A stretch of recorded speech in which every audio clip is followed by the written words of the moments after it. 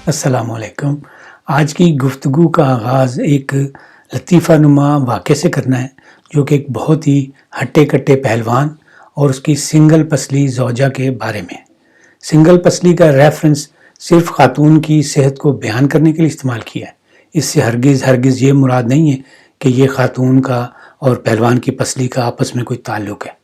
इसके अलावा missing persons के हवाले से शोहरत पाने वाले इदारे की एक गुमशुदा खबर के बारे में भी बात करनी है, और ये खबर है 4 लाख घोस्ट फौजी पेंशनर्स के बारे में। लेकिन इन पर बात करने से पहले उन तमाम व्यूअर्स को जिन्होंने अभी तक हमारे चैनल को सब्सक्राइब नहीं किया, याद दहानी करवानी है कि वो चैनल को सब्सक्राइब भी कर लें और बेल वाला आइकॉन भी क्लिक करें और फिर आल का आइकॉन क्लिक करें, ताकि हमारी वीडियो वाली गपशप आने वाले दिनों में भी इसी तरह जारी रहे।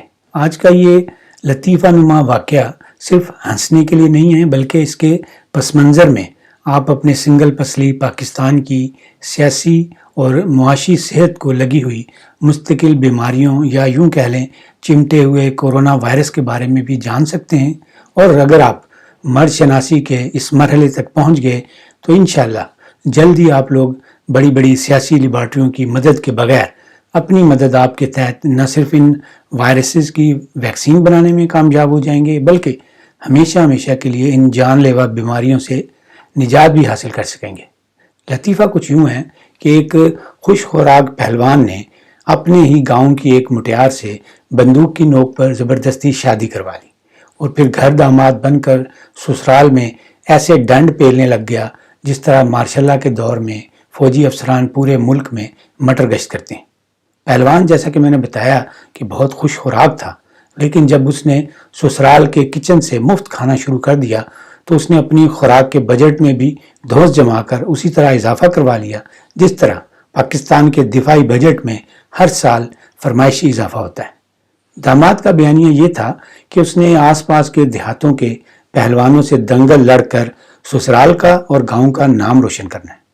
पाकिस्तान की मिस्कीन सियासी जमातों की तरह इस पहलवान का ससुर भी अपने दामाद के सामने लमलेट हो गया और मांग तांग कर अपने पहलवान दामाद के लिए देसी घी के बने हुए खाने और खालिश दूध, दही और मक्खन मुहैया करने लगा।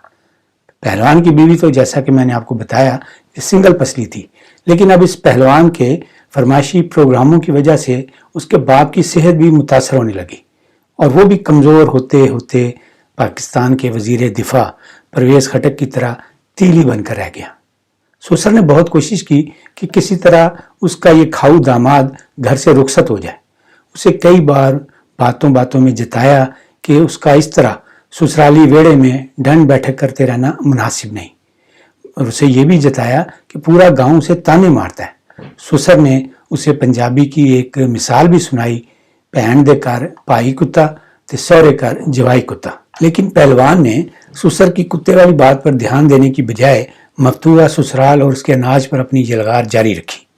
एक रात जब पहलवान अपनी सिंगल पसली बीवी के साथ सो रहा था, ज़बरदस्त खर्राटे भी मारा था और साथ ही साथ ख्वाब ही ख्वाब में हरीफ पहलवानों को चित भी कर रहा था। इस दौरान उसने अपनी मोटी ताज़ी टांग अपनी सिंगल पसली बीवी के ऊपर रख दी। बेचारी का ऊपर का सांस ऊपर और नीचे का सांस नीचे रह गया। करीब था कि वो पहलवान को छोड़कर इस दुनिया से ही कूच कर जाती। बीवी ने बड़ी मुश्किल से खराटों वाली गोलाबारी करने वाले पहलवान को जगाया और कहा, सरताज, एक बात बताएं कि इंसान को सिसक सिसक कर मरना चाहिए या एकदम मर जाना चाहिए? पहलवान ने फौरन जवाब दिया, सिसक सिसक कर मरने से एकदम मरना बेहतर होता है। बीवी बोली, पहलवान जी, फिर अपनी दूसरी लत भी मेरे उत्ते रख दो तो मैनू जनता में तोड़ दो। बीवी की बात सुनकर होना तो ये चाहिए था कि पहलवान अपनी बीवी की ख्वाहिश का एहतराम करता, लेकिन पहलवान ने उस पर दूसरी टांग नहीं रखी, क्योंकि उसे पता था कि ये मिस्कीन औरत ही उसका ससुराली ग्रीन कार्ड है।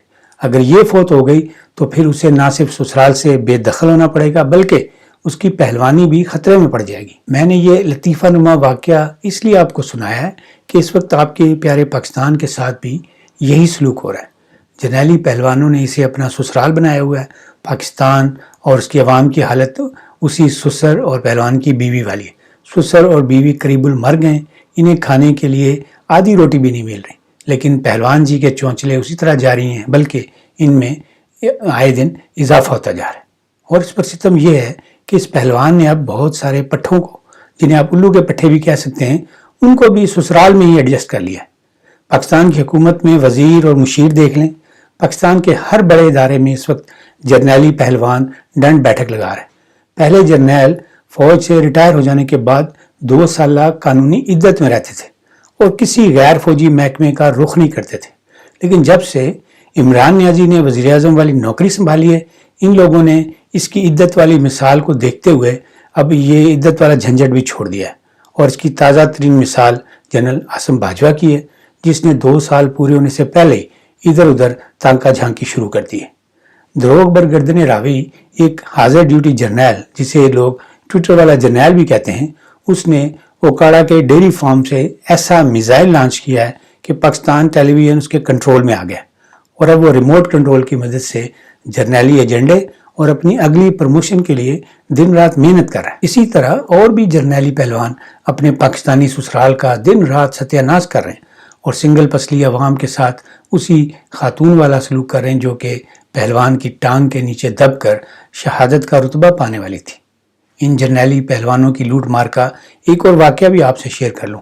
چند روز پہلے میڈیا میں ایک خبر بڑی تفصیل کے ساتھ چھپی تھی کہ محکمہ ڈاک نے 4 لاکھ ایسے فوجی پینشنروں کا سراغ لگایا ہے جن کا کوئی وجود ہی نہیں، لیکن یہ گھوسٹ پینشنر ہر ماہ عوامی خزانے سے پینشن وصول کرتے رہے ہیں۔ ان 4 لاکھ نظر نہ آنے والے پہلوانوں کا شاید ابھی بھی پتہ نہ چلتا اگر محکمہ ڈاک ان پینشنروں کے گھروں کی تصدیق نہ کرتا۔ یہ لوگ کون ہیں، کہاں رہتے ہیں، ان کی تفصیلات ابھی تک معلوم نہیں ہو سکی۔ اس خبر کے حوالے سے جو اصل بریکنگ نیوز ہے وہ یہ ہے کہ جیسے یہ خبر شائع ہوئی، اسے میڈیا سے غائب کروا دیا گیا۔ اگر آپ انٹرنیٹ پر یہ خبر سرچ کریں تو اس کا لنک اب بھی موجود ہے، لیکن جب آپ اس لنک پر کلک کر کے اس خبر کو دیکھنے کی کوشش کریں گے تو یہ خبر نظر نہیں آئے گی، اور اس وقت اسکرین پر میں نے یہ لنک بھی دے دیا ہے، آپ اس کی تصدیق بھی کر سکتے ہیں۔ اب اس خبر کو کس نے ہٹوایا اور کیوں ہٹایا گیا ہے یہ تو مجھے پتہ نہیں، لیکن میری ذاتی رائے یہی ہے کہ یہ خلائی مخلوق نے کام دکھایا ہے۔ اس خبر سے متاثر ہونے والا یہی صادق اور امین لوگوں کا گینگ ہے، اس لیے امکان یہی ہے کہ ان کے واٹس ایپ ہرکاروں نے اس خبر کو اسی طرح انٹرنیٹ سے اٹھوا لیا ہے جس طرح یہ جرنیلی ایجنڈے کے مخالفین کو غائب کر دیتے ہیں۔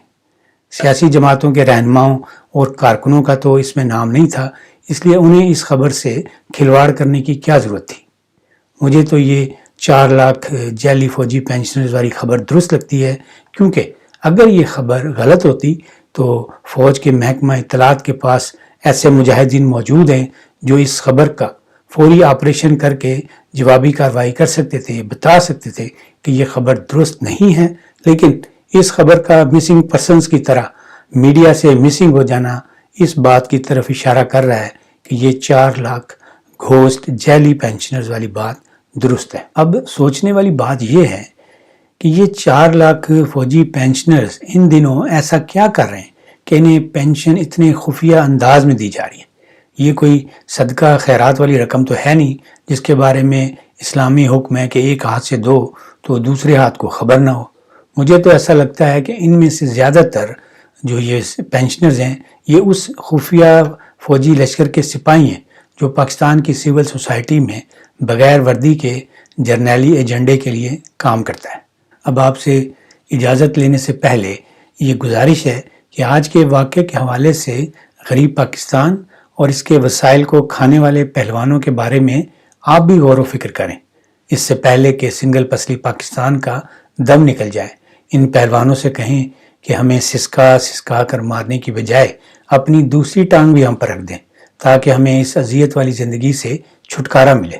پاکستان کو آدھا تیتر اور آدھا بٹیر بنانے کی بجائے پورے پاکستان پر قبضہ کر لیں، اپنی سیاسی جماعت بنا کر سیاسی اکھاڑے میں اتریں، سارے محکمے اور ساری وزارتوں کی جرنیلی بندر بانٹ کر لیں، ان سیاسی وزیروں اور مشیروں کو گھر بھیجیں اور ان کے حصے کا راشن پانی بھی خود ہی ہڑپ کر جائیں اور جان بنائیں۔ جاتے جاتے اپنی پنجابی غزل کے 2 شعر آج کی گفتگو کے حوالے سے آپ سب کی نظر۔